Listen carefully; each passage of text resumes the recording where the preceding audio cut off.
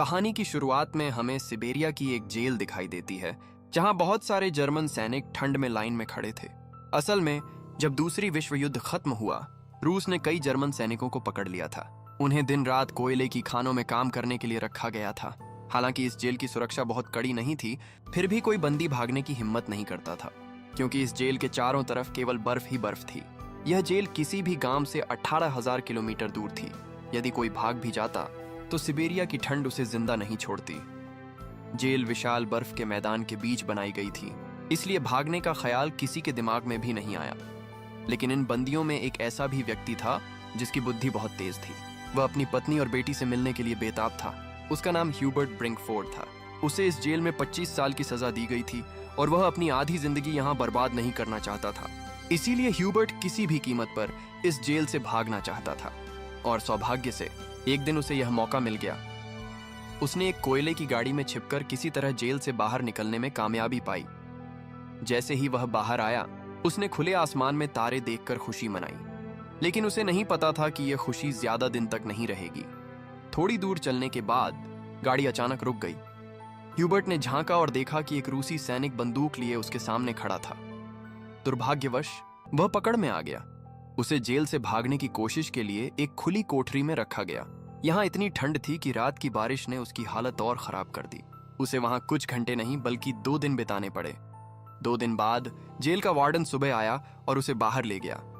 लेकिन उसने कोई सजा नहीं दी, बस कहा, तुम्हारे साथी तुम्हारा इंतजार कर रहे हैं।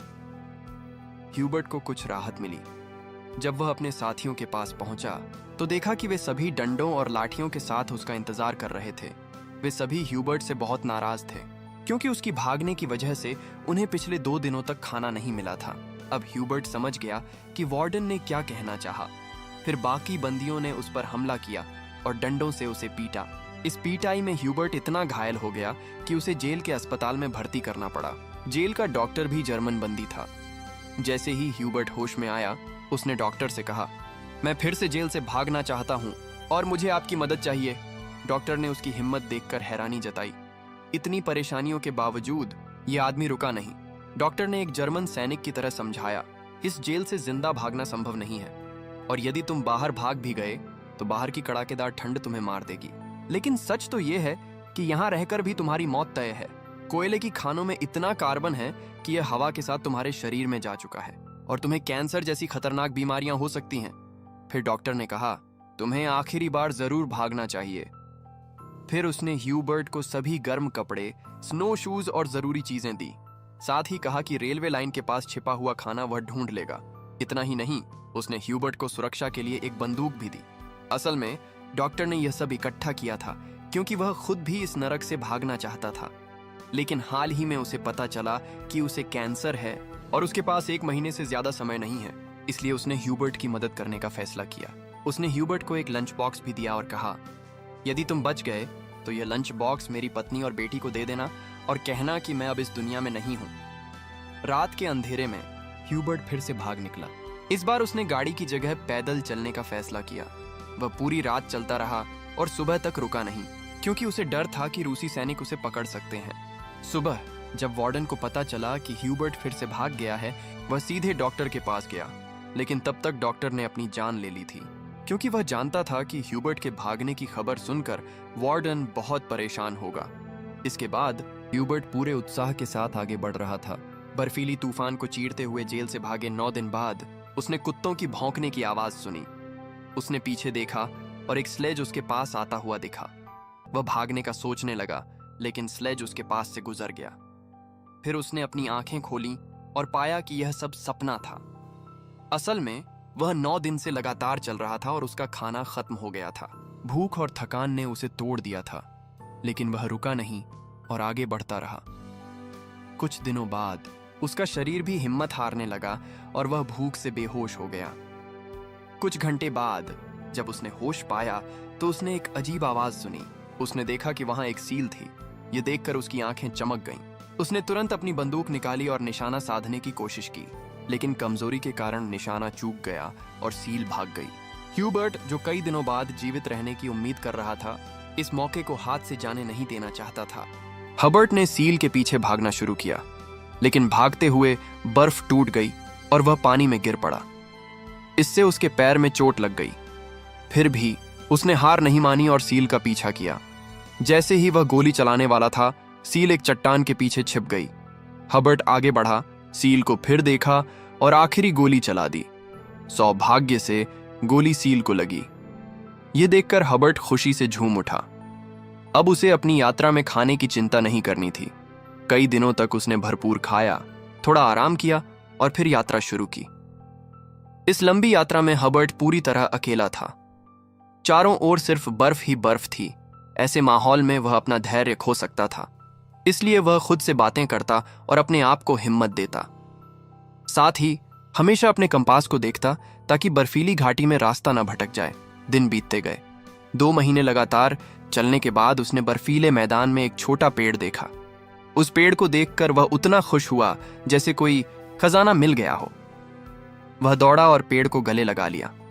यह पेड़ इस बात का सबूत था कि 2 महीने चलने के बाद वह बर्फीले क्षेत्र को पार कर चुका था। अब जंगल शुरू होने वाला था। थोड़ी दूरी चलने के बाद वह जंगल में प्रवेश कर गया और बर्फीला क्षेत्र खत्म हो गया। जंगल में वह बहुत खुश था। उसने लकड़ियां इकट्ठा की, आग जलाई और कई महीनों के बाद पहली बार आराम से सोया। लेकिन किसी को नहीं पता था कि अगला दिन उसके लिए कितना आरामदायक होगा। वहीं जेल के वार्डन अब भी हबर्ट की खोज कर रहे थे। इसी बीच हबर्ट जंगल से गुजर रहा था कि अचानक एक बर्फीला तूफान आया। तूफान इतना तेज था कि बड़े पेड़ गिरने लगे। जैसे ही हबर्ट आगे बढ़ा, एक विशाल पेड़ उसके ऊपर गिरा। सौभाग्य से शाम को वहां 2 लोग गुजर रहे थे। वे सोना ढूंढ रहे थे। उन्होंने हबर्ट को देखा और उसकी जान बचाई। इसके बाद तीनों साथ आगे बढ़े। कई दिनों की यात्रा के बाद वे बर्फीले क्षेत्र से बाहर निकले। रास्ते में उन्हें एक नदी मिली। उसे पार करने के लिए उन्होंने लकड़ी की नाव बनाई। नदी पार करते समय वे एक दूसरे से बातें करने लगे और बचपन की कहानियां सुनाने लगे। लेकिन तभी नदी का बहाव तेज हो गया और नाव अनियंत्रित होकर डूब गई। हबर्ट का साथी तैरना नहीं जानता था और डूबने लगा। हबर्ट तुरंत पानी में कूदा और किसी तरह उसे किनारे तक पहुंचाकर बचा लिया। लेकिन उसका दूसरा साथी उसे छोड़कर आगे बढ़ गया। वह साथी बहुत लालची था और सोचता था कि दोनों मर गए। उसने अपने दोस्त का सोना भी ले लिया। कुछ समय बाद जब हबर्ट और वह व्यक्ति एक टेंट पर पहुंचे, वह व्यक्ति अपने साथी से बहुत गुस्से में था। उसने अपने लालची साथी को गोली मार दी। इसके बाद हबर्ट और वह व्यक्ति सामान उठाकर आगे बढ़े। उन्होंने कई महीनों तक पैदल यात्रा की, यह उम्मीद करते हुए कि कहीं इंसानों का बसेरा मिल जाएगा। लेकिन फिर सर्दियां आईं और जंगल बर्फ की चादर से ढक गया। उस व्यक्ति का भारी बैग उसके चलने में बाधा डाल रहा था। हबर्ट ने बैग उठाने की कोशिश की। वह व्यक्ति शक करने लगा कि हबर्ट सोना चुराना चाहता है। उसने हबर्ट पर हमला किया और उसे गिरा दिया। हबर्ट बेहोश हो गया। जैसे ही हबर्ट ने होश पाया, उसने देखा कि भेड़ियों का एक झुंड उसकी ओर बढ़ रहा है। अपनी जान बचाने के लिए वह पेड़ पर चढ़ने लगा। लेकिन चढ़ते समय एक भेड़िए ने उसका पैर पकड़ लिया। पेड़ कमजोर था और बीच में टूट गया, जिससे हबर्ट गिर गया। उसने सोचा कि अब उसकी मौत निश्चित है। तभी उसने गोली की आवाज सुनी। हबर्ट ने अपनी आंखें खोली और देखा कि कुछ भेड़िए मर चुके थे और बाकी भाग गए थे। दरअसल इलाके के शिकारी उसकी जान बचाने आए थे। उन्होंने उसे अपने गांव ले जाया, जहां लोगों ने उसकी देखभाल की। वर्षों की कठिनाइयों के बाद हबर्ट आखिरकार किसी इंसानी बस्ती तक पहुंच गया। वह लोगों को देखकर बहुत खुश हुआ। वह गांव में कई दिन रहा और लोगों ने उसका ध्यान रखा। एक दिन गांव में वार्डन का पत्र आया। उसमें लिखा था कि एक जर्मन सैनिक जेल से भागा है और अगर किसी ने उसे आश्रय दिया तो वह विश्वासघाती होगा। बेचारे हबर्ट को गांव छोड़ना पड़ा, वरना वार्डन ग्रामीणों को भी दंडित कर सकता था। विदाई के समय गांव वालों ने उसे भोजन और एक शिकारी कुत्ता दिया। अब इस लंबी यात्रा में हबर्ट का एक साथी था, जिससे उसे अकेलापन महसूस नहीं हुआ। कई दिनों तक साथ चलते रहे। रास्ते में उन्होंने कुत्ते का खाना ढूंढने के लिए एक लकड़ी की फैक्ट्री देखी और वहां गए। हबर्ट ने अपने कुत्ते के लिए फैक्ट्री में मदद मांगी। कर्मचारियों ने उसे पहचान लिया और मालिक के पास ले गए। हबर्ट ने अपना पूरा किस्सा सुनाया। सभी को उस पर दया आ गई। उन्होंने उसे खाना खिलाया और ट्रेन में बैठने दिया ताकि वह जर्मनी पहुंच सके। हबर्ट खुश था कि जल्द ही वह घर पहुंच जाएगा। लेकिन उसे पता नहीं था कि फैक्ट्री के मालिक ने वार्डन को उसके बारे में सूचित किया था। वार्डन स्टेशन पर हबर्ट का इंतजार कर रहा था, लेकिन स्टेशन पहुंचने से पहले हबर्ट ने दूर से रूसी सैनिक देख लिए और ट्रेन से कूदकर भाग निकला। सैनिकों ने उसे देखा और पीछा करना शुरू कर दिया। हबर्ट ने तेजी से ट्रैक पार किए, लेकिन अचानक वार्डन सामने आ गया। हबर्ट का दिल बैठ गया, लेकिन फिर उसका कुत्ता वार्डन पर हमला कर दिया और उसे काट लिया। इससे हबर्ट को फिर से भागने का मौका मिला। वह अपनी पूरी ताकत से दौड़ा, लेकिन तभी उसने गोली की आवाज सुनी। पीछे मुड़कर देखा, उसका कुत्ता मर चुका था। यह देखकर वह बहुत दुखी हुआ, लेकिन रुका नहीं और आगे बढ़ता रहा। उसने एक पुल पर चढ़ा और नीचे गुजरती ट्रेन पर कूद गया। इस तरह वह वार्डन की पकड़ से फिर बच गया। कई दिन बीत गए। हबर्ट धीरे धीरे अपनी यात्रा में आगे बढ़ता रहा। अंततः वह 1952 में पहुंचा। जेल से भागे हुए 7 साल हो चुके थे। वह मध्य एशिया में एक गांव के मेले में घूम रहा था। मेले में उसने हर तरह का भोजन देखा। खाने की इच्छा हुई, लेकिन उसके पास एक पैसा भी नहीं था। उसने अपना दिल मजबूत किया और आगे बढ़ा। मेले में एक आदमी था जो उसकी हरकतों को देख रहा था। हबर्ट चर्च में गया और वह आदमी उसके पीछे आया। दरअसल वह आदमी भी पहले बंदी था। उसने हबर्ट को पुलिस के हवाले नहीं किया और मदद करने की कोशिश की। उसने हबर्ट को अपने घर ले जाकर उसे कई साल बाद शेव कराया और फिर पुराने रूप में वापस आया।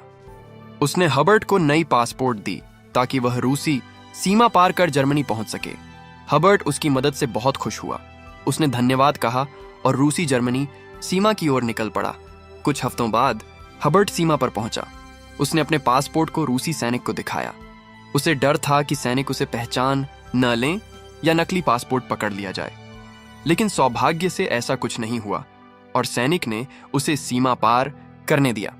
अंततः हबर्ट उस पुल तक पहुंचा जो उसे जर्मनी ले जाने वाला था, लेकिन बीच रास्ते में तेज रोशनी उसकी आंखों में पड़ी।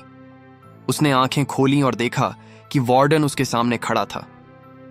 हबर्ट ने पीछे देखा, वह अभी भी रूसी भूमि पर था। वार्डन उसे पकड़ सकता था। उसका दिल बैठ गया, क्योंकि उसके वर्षों की मेहनत बर्बाद होने वाली थी। लेकिन फिर ऐसा हुआ जिसकी हबर्ट ने उम्मीद नहीं की थी। वार्डन ने अपना रास्ता छोड़ दिया और उसे आगे जाने दिया। थोड़ी देर बाद दोनों चर्च के लिए निकले। हबर्ट भी उनके पीछे गया। उसने अपनी बेटी को अभी नहीं बुलाया, क्योंकि वह जानता था कि उसका पिता एक दिन आएगा। जब उसकी बेटी ने पीछे देखा, उसने अपने पिता को पहचान लिया और दौड़कर उसे गले लगा लिया। इतने वर्षों के बाद हबर्ट अपनी पत्नी को जीवित देखकर बेहद खुश हुआ।